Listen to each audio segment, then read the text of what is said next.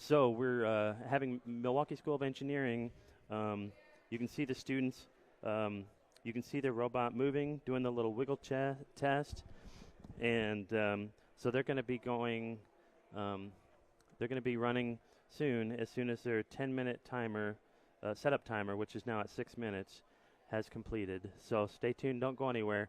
You don't want to miss Milwaukee School of Engineering.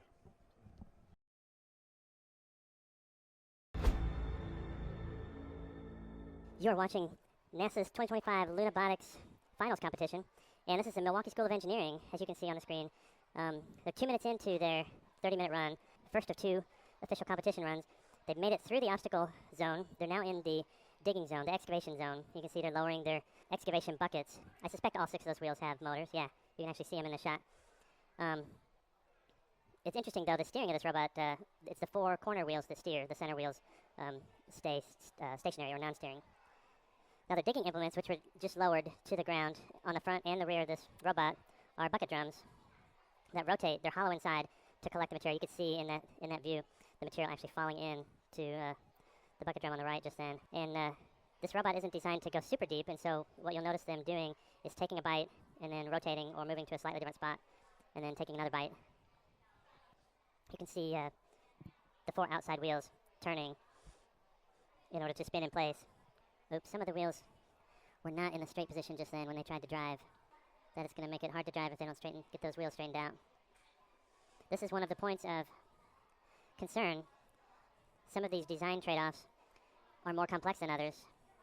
When they work, they're really going to pay off. But a complex solution that gives you trouble might be more trouble than it's worth. Hopefully this 6-wheel drive system with 4 steering wheels will pay off for this Milwaukee School of Engineering team. Now, since this robot has digging buckets both on the front and the rear of the robot, they're going to have to dump half of the buckets and then turn around and dump the other half. A quick peek at the students controlling this robot in the control room. We can see that they do not appear to be autonomously operating this robot. They appear to be typing commands into their computer, and they're viewing one of the 2 provided camera views that we provide. So students have the option of viewing 0, 1, or 2 of the camera views that we have available to them. Trade-off being if they choose 1 or 2 camera views, there's a slight point penalty. Ooh. There appears to be a motor or a control issue keeping these wheels pointed in the direction that they need to be pointed. It also appears that some wheels are spinning while some are not, which is causing the robot to have some control issues. You definitely want all of these wheels, and you can see the motor sticking towards the inside of the robot. You can see that each one of these wheels has a motor, but right now, just then only one of them was moving. And that is never a good situation. You want all of your motors to be moving in this tough material. Otherwise, you're just fighting against yourself. Your robot's fighting against itself, and you're gonna get a lot of slip and a lot of either non-movement or movement in a direction you don't want to be moving in. So they got the robot turned around, and now they're dumping the other side of the drums. I noticed that these drums are welded, so they're pretty thick material that these drums are made out of in order to be welded, and that gives them the strength probably that they need.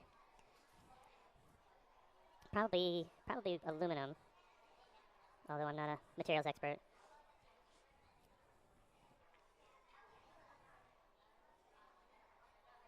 All right, Milwaukee School of Engineering robot going back for its second bite. You notice these arms are being lifted and lowered by what looks like ropes or cables, and they give slack when the arms actually touch the ground. So the arms aren't being driven downward per se. They're being lowered, and gravity is basically the force that's pushing these things down. It doesn't appear to have a motor that's actually pushing these things down, and it's perfectly fine if it's not necessary. Why add a motor to your robot that's not necessary? Or why go to the trouble to create a more complex system when a simple system will do the job?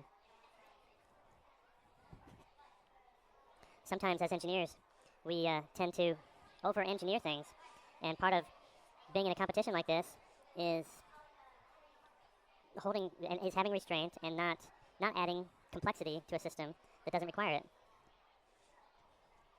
And if you can do that, if you can create the simplest system that can do the job and be competitive, that might be what it takes to win this event. All right, I think they've got four full buckets. They're 10 minutes in, so only 1/3 of their time has elapsed.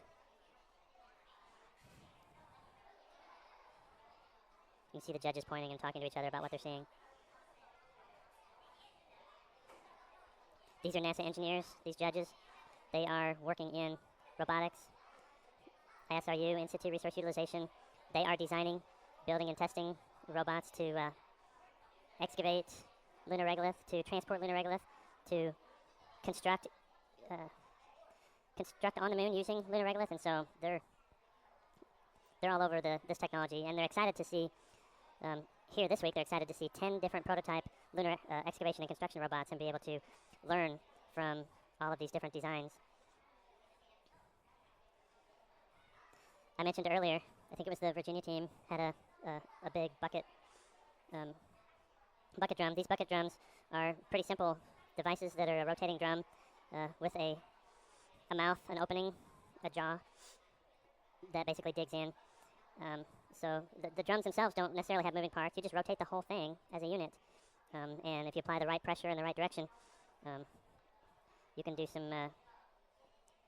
the job. Ooh, one of those steering wheels is not steering. It's possible that it was just kind of caught on something and was hitting a maybe overly conservative current limit. So not necessarily the end of the world for this team, especially if they find a problem and fix it and have a really good run. It's possible to have a so-so run and then a really good run in your second run and end up with a pretty good standing.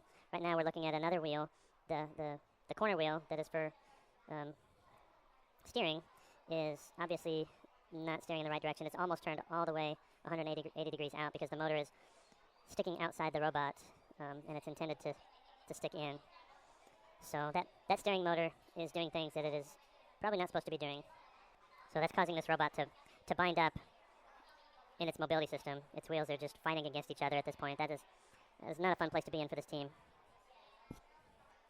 With 16 minutes remaining, though,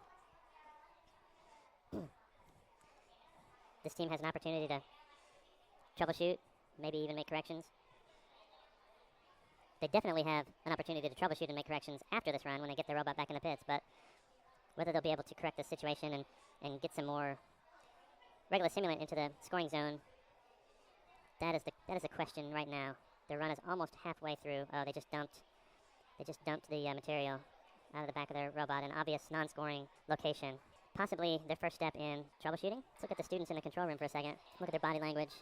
You can see on the left the camera view that they're looking at. This is a house-provided camera. We're providing this camera for them, and they're taking a little bit of a score hit in order to use this camera, but it really gives them a great overhead, a nice overhead view of their wheels and their steering systems that are giving them some trouble.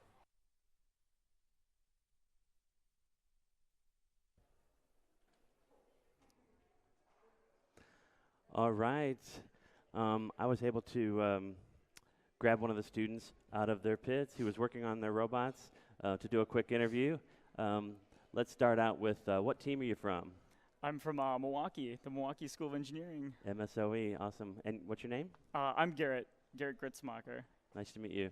So MSOE is one of the teams that ran yesterday, and we were just unable to do an interview, so I'm going to try and catch up on my interviews this morning, All right. if possible. So to remind the viewers, your robot was the one that had the 4 bucket drums, and it had the arms that lowered down. I forgot to ask you, what is your role on the team? So right now, I'm the newly elected electrical sub-team lead, and I also do outreach coordination. So Awesome. I love outreach. who doesn't? It's fun getting people excited and drummed up about stuff. I also love electrical because my degree is electrical engineering. Well, there you go. So converted to software though, but I'm no judgment on electrical. I love it. So what do you want to tell us about your run yesterday? what worked, what didn't work, and what is the team working on right now in order to get ready for their second run? Yeah, so I was the one piloting it in the control room. We really tried our best to make do with the problems that we faced. We, on the regolith in the preliminary runs, was much more. It didn't seem to have as much issues. It didn't compact as much. And that's at UCF in Orlando, the preliminary runs. Yes. So it's a different bin. 100%. Different simulate, at least slightly different. Yeah, well, we found very different. Okay. We could turn on the other stuff. We hit this issue a little bit with our stepper motors not quite keeping up, but it wasn't too much of an issue. We could fix it. This time, though, our stepper motors just could not fight. Okay, so to remind anyone who was watching yesterday, your robot has the 4 corner wheels. It has 6 wheels, but the 4 corner wheels actually steer, Yes. and so they can tilt in and then spin in place. So what we were seeing yesterday was they were out of sync or completely almost completely turned around. So that what you're saying, I think, is that it wasn't an electrical problem, it wasn't a mechanical or software problem. It was actually resistance of the regolith actually turning those motors to a spot that they shouldn't have been in? A little bit of both. Okay. So that's what exacerbated the problem. We found the root cause actually lies in our logic and how we go through the stepping motors. So instead of actually holding a step until we properly reach it, so the encoder reads back the position that we are actually in, and our code simply goes through in a loop and just keeps going through each step in the motor. The problem is with that, if we skip any steps, so if the shaft doesn't actually spin and we come back around, that's the same thing as stepping in the opposite direction. So we're fighting ourselves. So if a force is strong enough to hold it in place, we actually assist it, which is why we think it does that giant backswing. Gotcha. So we get a big momentary force.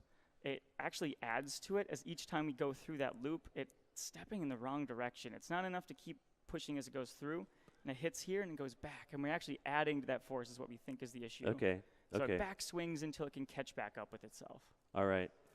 We went pretty deep there, and I didn't intend to go that deep, but that's okay because half of our audience is highly technical. You know, we've got NASA engineers watching, we've got other teams watching.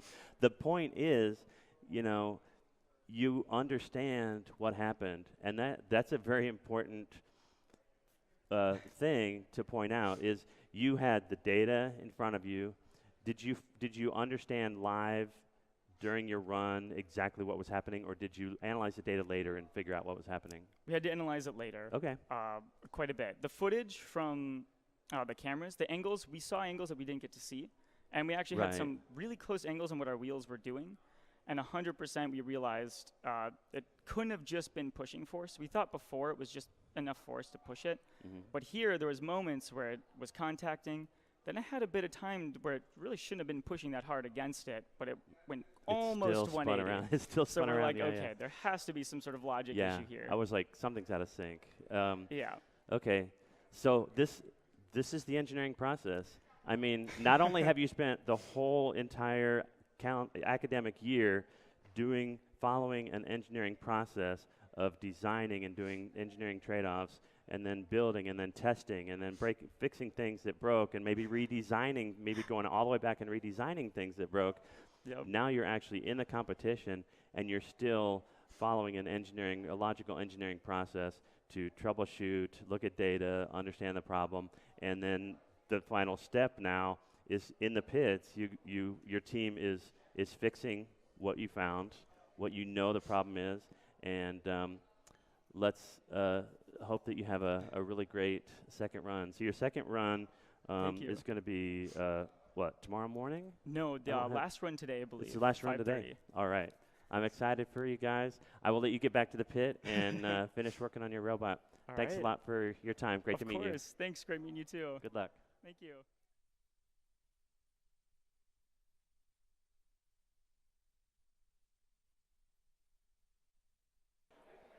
You're watching the Lunabotics finals event from 2025. On the screen, we are looking at the laser scan from the University of Virginia run.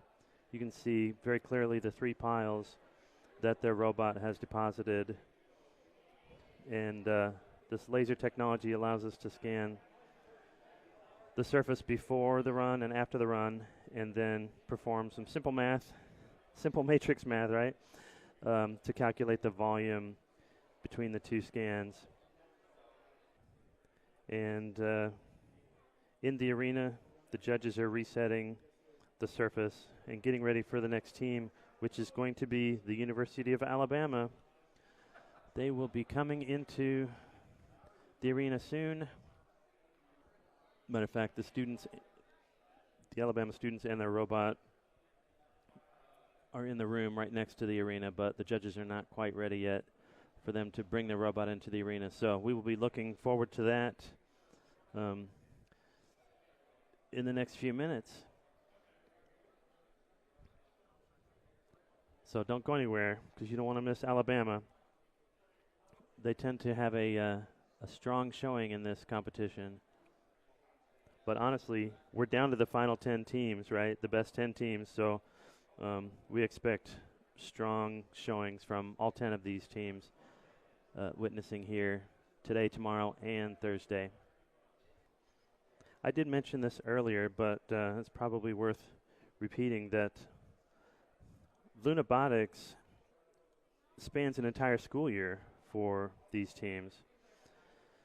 And it requires these students to apply NASA's systems engineering process in order to design, develop, build, and test their prototype lunar robots.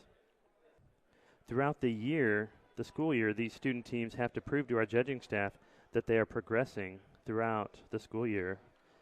And so all of these student teams have previously submitted STEM engagement reports to show our judging staff how they have engaged and interacted and educated students about their robot. They have submitted a presentation and demonstration slides. They've submitted systems engineering papers and proof of life videos. All of this work, all of these submitted deliverables before ever being allowed to compete here with their robots.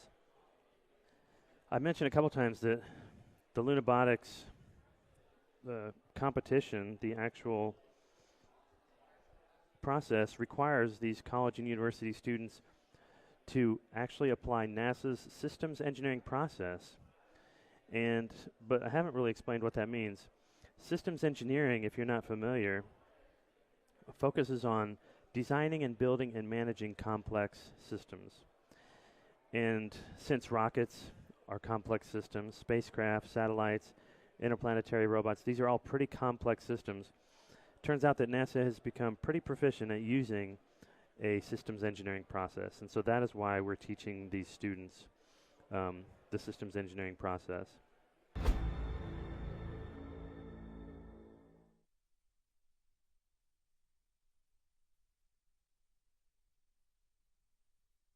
Now, for everyone out there who's not familiar with NASA's Lunabotics event, allow me to quickly summarize. Lunabotics gives college and university student teams the task of designing and building working prototype lunar construction robots. During the robotic competition runs that you're going to witness later today, these robots are going to traverse complex and rugged terrain, and they'll dig and transport fine particulate material or simulated moon dust from one location to another location. It is an exciting competition, and I'll be here the whole time to help explain what's going on to the best of my abilities. We did have 35 teams compete last week in the Lunabotics qualifying event at the University of Central Florida in Orlando. And the top 10 teams from that event are right here, right now. These 10 teams that you can see behind me, and actually a lot of them are over there, these 10 teams are about to compete for the grand prize in NASA Lunabotics 2025 finals event.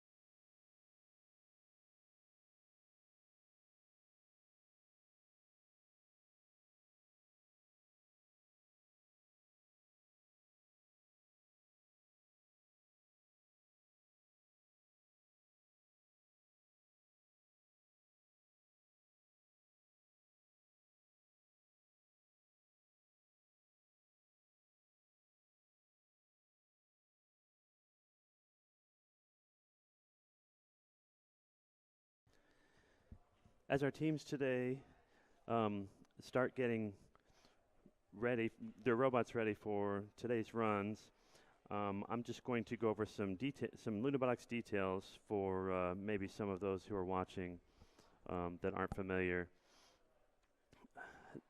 We are broadcasting the Lunabotics finals here this week, but Lunabotics is an annual event that actually spans the entire school year for these teams. It requires all of these college and university students to apply NASA's systems engineering process to design, develop, build, and test a prototype lunar robot. Before being allowed to compete here this week with their robots, these student teams had to prove to our judging staff that they were progressing throughout the entire school year. All of these student teams have previously submitted, throughout the school year, they've submitted STEM engagement reports to show off the outreach that they have done in their local community. They have submitted systems engineering papers to show off the NASA's systems engineering process that they have followed in the design and construction of their robots. They also have submitted proof of life videos towards the right before, I guess a few months before the event started, just to prove the progress that they had made on the actual construction and testing of their robot, to prove that they do have a working robot and are worthy of coming here in person to compete. The robots in this competition are all designed to dig lunar soil and then construct berm structures or hills. Berm structures are going to be useful on the moon in order to protect sensitive systems that we place on the moon, like lunar habitats or propellant tank farms, and to protect those systems from rocket blasts that occur during either lunar landings or the subsequent launches off the surface of the moon.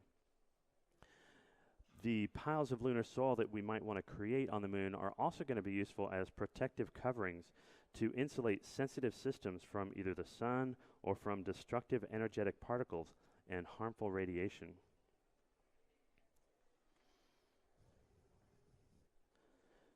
I mentioned earlier that Lunabotics competition requires these college and university students to apply NASA's systems engineering process in order to design, develop, build, and test their prototype lunar robot.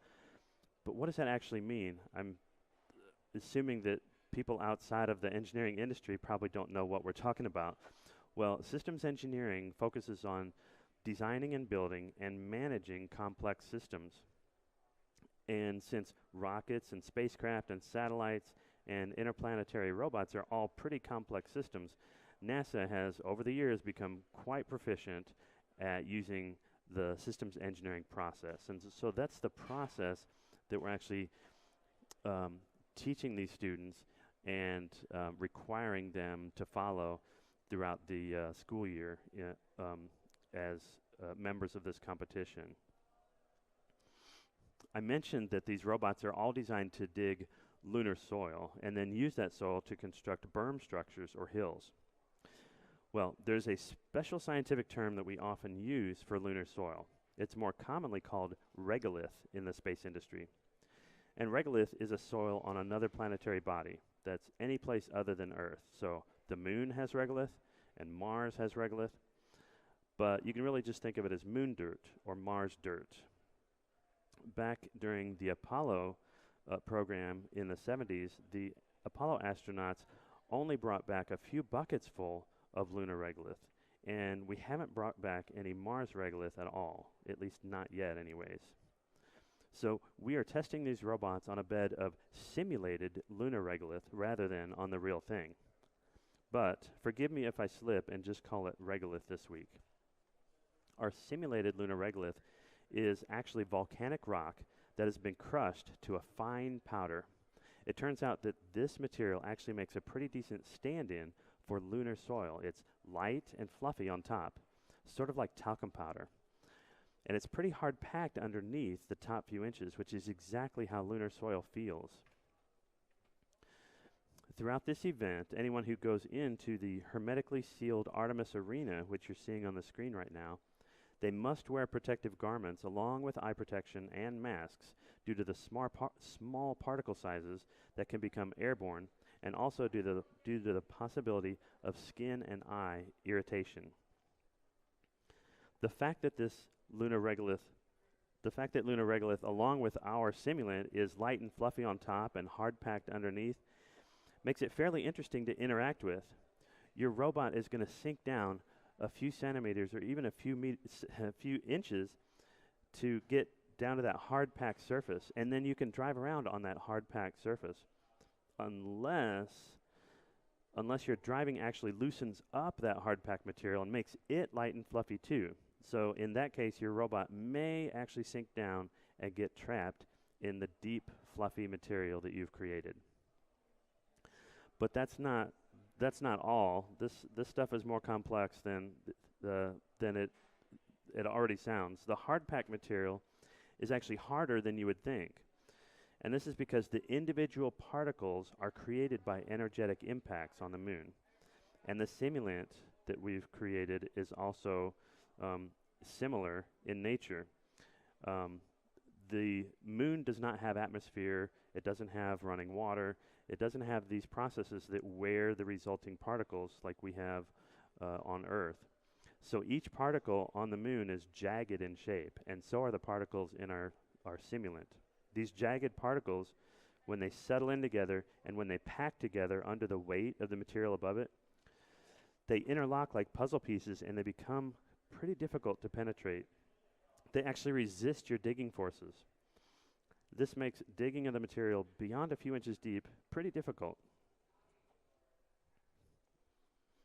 Now, as you watch this competition through the week, you'll notice that student team solutions vary. All these robots are not the same. Student teams are trying to think outside the box and come up with new ways to solve the problem of digging lunar soil and then constructing these berm structures or hills out of the excavated material. Every year throughout this competition for these students, these teams perform full-blown systems designs complete with engineering trade-offs. They don't just throw a bunch of stuff together and hope for the best. And the rules of this competition really encourage the teams to perform these engineering design trade-offs. And Lunabotics really does teach these students about real-life engineering processes, as I've mentioned. You see, engineering is actually a mix of following a strict logical process combined with creativity and out-of-the-box thinking and trying crazy ideas. And that's exactly what these students are doing throughout the year and even this week here during the event. Here's an example of an engineering trade-off that all teams have to perform for this competition. All 35 teams that performed in the qualifying rounds last week and then the 10 finalists this week, they have all performed this trade-off. The Lunabotics rules state that each team solution must fit inside a 1.5 meter by 3/4 meter by 3/4 meter box. That's about 5 feet by 2.5 feet by 2.5 feet. So the physical size of these robots has a hard limit. And so various ideas and solution that a team comes up with has to somehow fit within that physical size, or they just have to abandon that idea. They just can't, they have to meet that rule. Another example of a hard limit is the weight of the solution robot. The rules state that the solution has to be 80 kilograms or less. That's about 175 pounds. So again, all the ideas and solutions that a team might come up with early in their school year has to somehow end up weighing 80 kilograms or less. So if you take just these two rules, the size limit and the weight limit, they work together to limit the onboard power of these solutions, because if you think about it, batteries tend to be really heavy in general. And so teams have to trade off how much of that 80 kilogram total mass they're going to allow for the batteries and make sure they reserve enough mass for the rest of their robot. Another big design trade-off for teams is that they have the option of making their solution way lighter than the 80 kilogram maximum weight if they want. And a team might do this because the largest portion of their score, a full 50% of their score, is actually based on how big of a berm they create divided by the mass of the robot, plus how big of a berm they create divided by the power used by the robot. So in other words, a majority of their score isn't just based on the size of the berm that they create, it's actually based on the size of the berm they create as compared to the robot size and power. And so that means a smaller, lighter robot that uses less power but is still capable of creating a reasonably sized berm could potentially score very well in this competition. That's why you might notice that some of the Lunabotics finalist robots are bigger and some are smaller. These are some of the trades that these students are performing.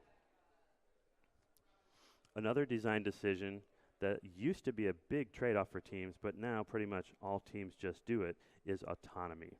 Autonomy means letting the robot think for itself and control itself. Autonomy requires additional sensors and additional communications and additional power. And autonomy is just not trivial to make work.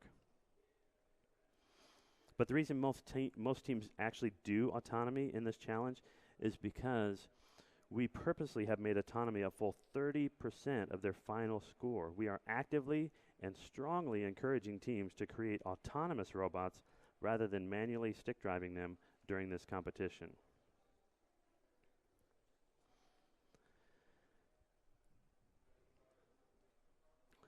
Now, let's talk about how runs work and scoring in this competition.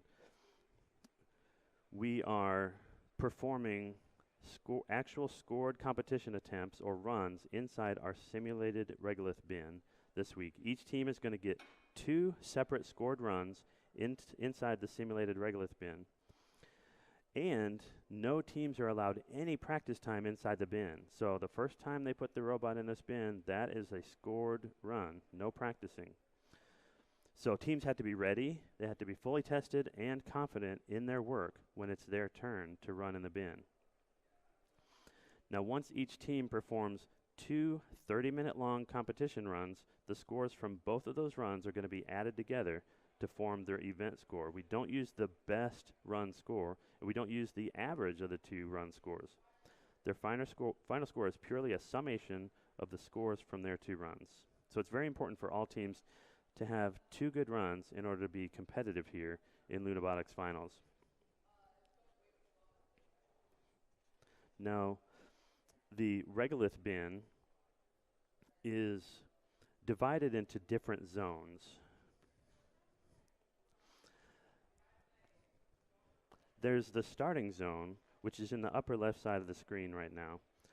The starting zone is where each robot starts their run as if it was just placed onto the surface of the moon by a nearby lander.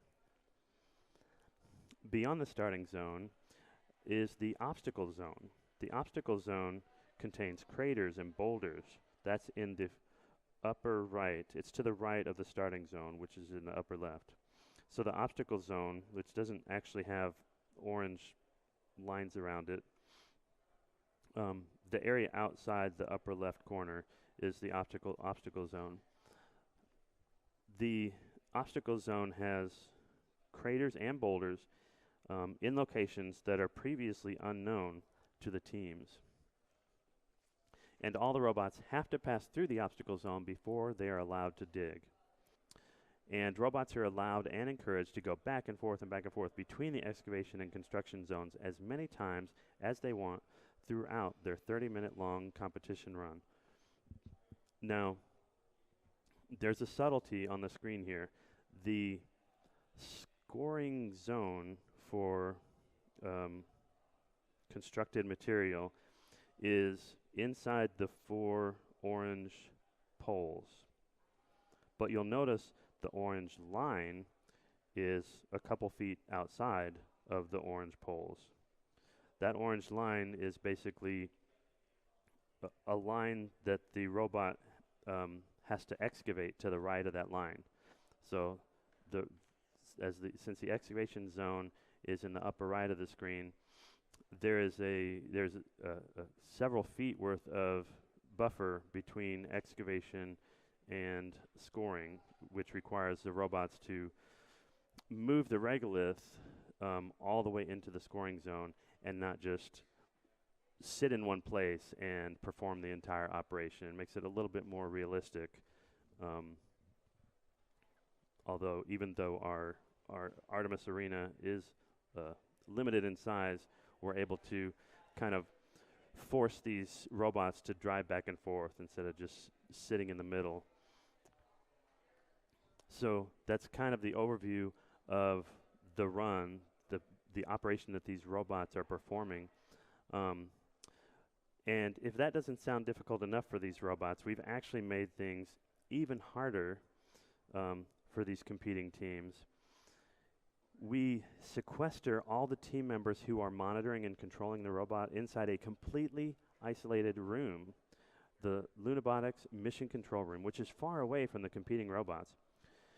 We do allow teams to choose from 2 optional lunar camera live feeds that they can turn on if they don't mind the point penalties that we apply for using these cameras. The isolation and the camera penalty forces a lot of teams to add onboard cameras or other sensors directly to their robots. But that's not exactly free either, because we monitor all of the network traffic between the Lunabotics Mission Control Room and the robot during their run. And we do apply point penalties for higher bandwidth usage on that network. But the more intelligence that teams put on board the robots, the less commands and data need to be sent back and forth between the robot and the human users. So adding more intelligence to the robot actually helps teams maximize their scores in this area. So to summarize, the object of this competition is to create as large of a pile of simulated lunar regolith as they can within 30 minutes. And then our engineers will perform a 3D laser scan of the construction zone, both before and after each 30-minute run. And they will use some cool 3D scan visualization software to precisely calculate the volume of the berm that each team has created during their run. And that berm volume is an important part of the team's final score, but it is not the only part. There are a lot of variables that go into the final score, as I have mentioned. So that is an overview. I was going to say a quick overview, but it was not quick. That is a fairly detailed overview of NASA's Lunabotics competition. So a little bit of a tease of what you're going to see throughout the rest of the day.